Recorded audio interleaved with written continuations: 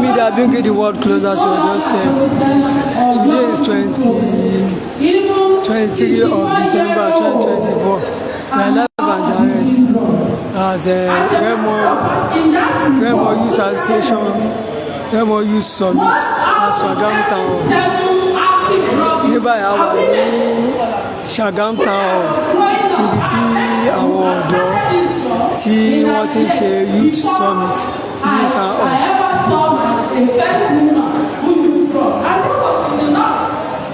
But nowadays, what happens? Just go to a club just to experience what it looks like. In our clubs, you see young men and young women, their life number, taking one substance and popping some tablets one way or another. And they begin to behave as if it's a new fad, it's a new normal. As a matter of fact, if you are a young girl and you say you want to just go to a club, and just for Christmas sake, let me know how club look like. If you are not popping something or taking shisha, it's no longer something to be proud of. Oh, but table you there, and you are policing this table. You want to look like a Benari or a bear because you are a lady and you cannot smoke shisha or you cannot take tablets. So it's becoming a thing of, a culture of some sort. So when we ask questions, why do young people use drugs? Most often than not, when it is too late to cry, they say it's peer pressure. Àwọn ọ̀rẹ́ mi náà sọ fún mi pé tí mi bá lò èmi náà ti jà sí peer pressure.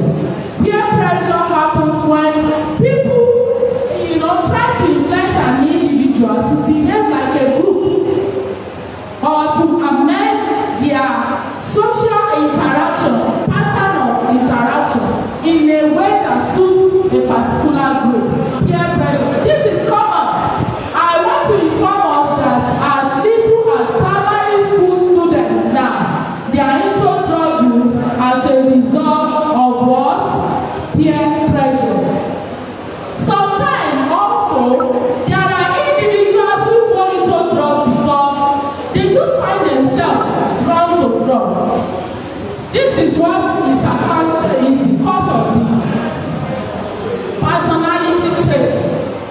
For adults who use drugs today and think that I will stop when I want to stop. Yeah, it's good when you want to stop, you stop. But may I inform you that if you are still within the age of childbearing, please watch out. You know why?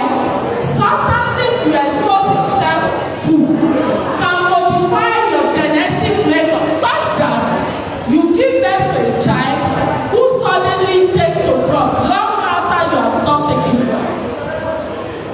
A woman who is taking cocaine today as if it is coke, and a man who takes Igbo so that right? And you now impregnate your wife. Then suddenly you accept Jesus as your Lord and Savior, and you have become an imam in your mosque. You no longer take. Suddenly, a child of 7, you begin to catch them in corners and in dark places, picking cigarette butts, and you begin to hear that he's even drinking alcohol, and he is always happy when he see Igbo smoker or go around the neighborhood. And you say, but your father is imam, your mommy is a pastor. Where did he get it? It is from your old past. So let us be what? Careful. They won't stop me.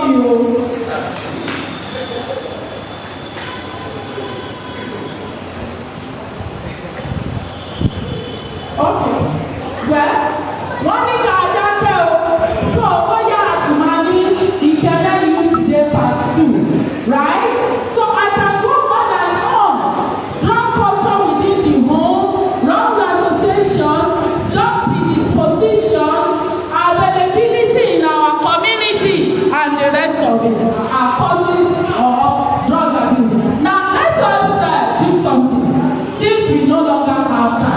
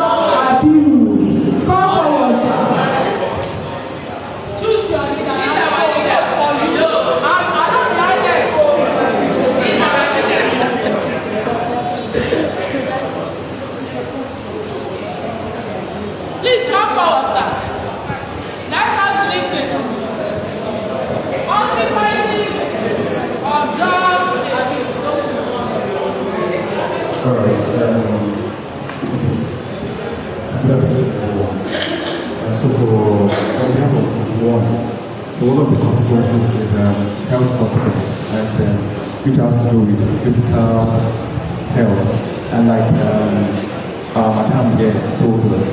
So she cited some example, and for the male counterpart.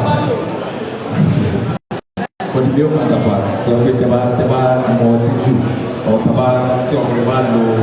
I'm trying to use an example. So woman affects the and all that. So organ damage, liver damage from alcohol, lungs damage from smoking, cardiovascular issues, respiratory problems, and overdose risk. Number 2 is mental health, depression, anxiety, paranoid, psychosis, and suicidal thoughts. Yes. Not social. Social consequences. We have family breakdown, restraint, relationship, neglect of responsibilities, and domestic violence. A round of applause. Wọ́n ti fẹ́ parí gbogbo. Wọ́n ti fẹ́ gba lecture lọ́wọ́ mi o. A round of applause. Wọ́n bá sí o. Ẹ fún wọn látẹ̀wọ́, fún wọn látẹ̀wọ́ o. Wọ́n sọ fún wa wípé oríṣiríṣi side effects ló wà associated with drug. And they can be categorized into 3 or 4 groups. Physical consequences. This is talking about drug-related diseases and sicknesses like heart failure, HIV/AIDS, hepatitis. For IV use, injection drug users, it's easy for them to contract HIV/AIDS and hepatitis. Kidney failure and the rest of it is associated with drugs. How about psychological consequences? When someone begins to do the alarm,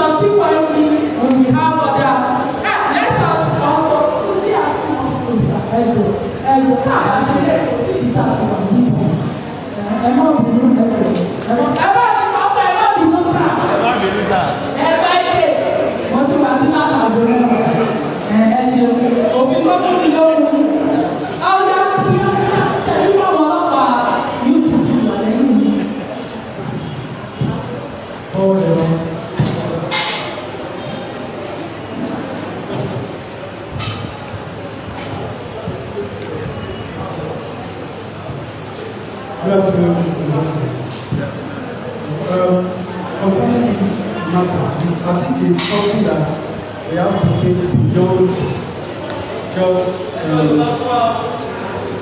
Ẹ kàn àdírẹ́sì topic ta fún yín sà, ẹ má bínú olóyè. Solution. Yes sir. That is what we are talking about. Yes sir. And what we are saying is that the solution is something that we also have to take to share going around. Because just there is a like when you pay 40 million 7 years ago, no white drugs already. About ratio here, it's higher than 20-something million right now. Tell the assurance, we are 2020. But over one day,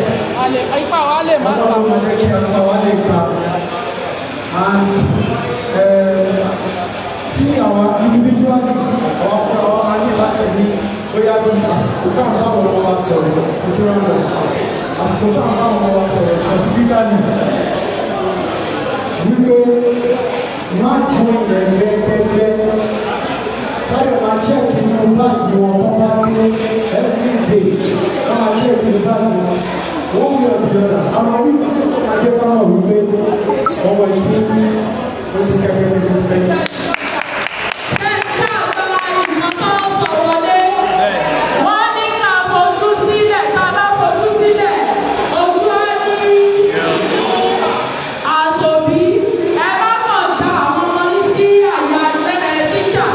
Ẹ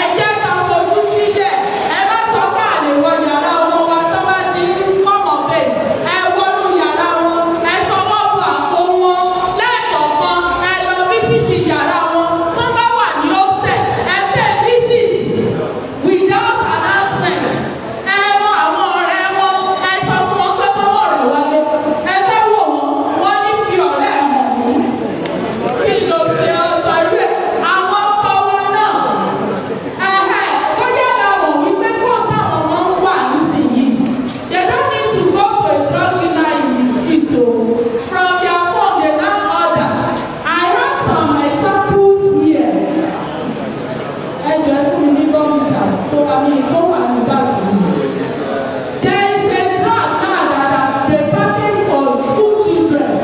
They come as in the form of this. You will think it's ordinary computer. If your children begin to patronize this thing or some other candy, and they cannot do without it, mommy, I want my candy. Let me buy you this one. They say no, it has to be mobile. Arábìnrin arákùnrin dáàdì àwọn ẹjọ́ ẹ̀rà ẹ̀mùlọ́lá ọba yìí wò wọ́n ẹ̀mú wá sọ́dọ̀ ẹ̀jẹ̀ lè bàbá yìí wò à ń ṣe tẹ́sí o ẹ̀kàn máa sanwó fún yín jì ní. Tẹ́ ẹ bá ti rí nǹkan tó ti di mọ́ ìdílé mọ́lẹ́mọ́ ẹ̀ẹ́dẹ̀ fi kọ́ wọn ẹjọ́ ẹ pay attention. Tí dáàdì bá ti ń wo àwọn ìwà tó jẹ́ wípé àwọn ọ̀rẹ́ wọn tó ti jọ dàgbà ó wá kí wípé wọ́n máa àbọ̀ ìdíwọ̀n sọ fún pé mi sí ilé sọ fún pé mi fẹ́ rí ó wá kí pé wọ́n wá ní àwọn ọ̀rẹ́ tuntun tó jẹ́ pé tẹ bá wò wọ́n kí ẹyẹ tí ò ní lé ni wọ́n ẹjọ́ ó pọ́sibú kò jẹ́ pé wọ́n ti ń lẹ́nu sí ìkankan sọ́dọ̀ ẹ̀rọ kó lè bójú wọn jẹ́ láàrin àwọn ọ̀rẹ́ wọn àtijọ́ because drug users always do for people like them. You know, to associate with people who will not put them to shame, people who they have something in common called what? Drugs. So be careful. This episode we are treating what? Common drugs in our society. Ẹgbẹ́ orúkọ oríṣiríṣi ẹ má rẹ̀ ń dùn o, torí wọ́n máa pè wọ́n lórúkọ káàbọ̀.